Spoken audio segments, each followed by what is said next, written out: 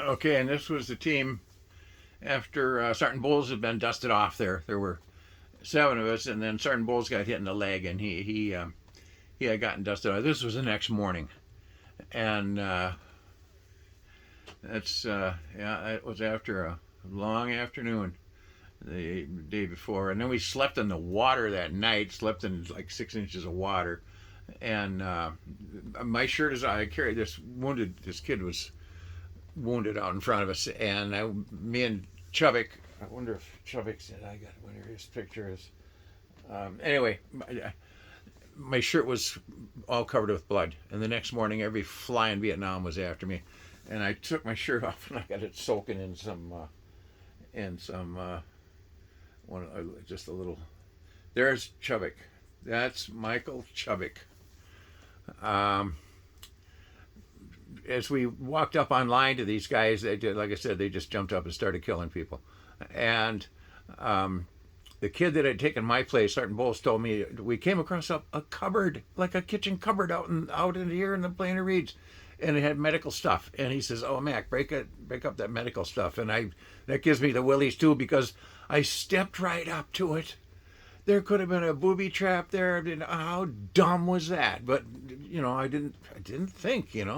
Anyway, so I'm dumping out the medical stuff, wrecking their stuff, and there was a measuring cup like your mom's, those aluminum things you used to measure flour in, and I remember thinking, oh, there's an owl logo on the bottom of it. Oh, that'll make a nice souvenir. And I opened my shirt, and I'm going to stick it in my shirt, and all of a sudden, the other guys had advanced probably 20 yards, whatever. And like I said, Charlie just jumped up and started killing people, and it was something. And the kid who moved over and took my place beside Bowles, he's laying out there shot in the side of the head. And so the guys, everybody came back a little bit, and I went up to him, and Bowles said, "Yeah, that boy up there's dead." And about that time he starts gurgling. Well, that ain't dead enough, is it? So Chubbuck, Michael Chubbuck, he's a line unit kid there, see? And he and I looked at each other, our eyes met, we nodded. We did not exchange a word.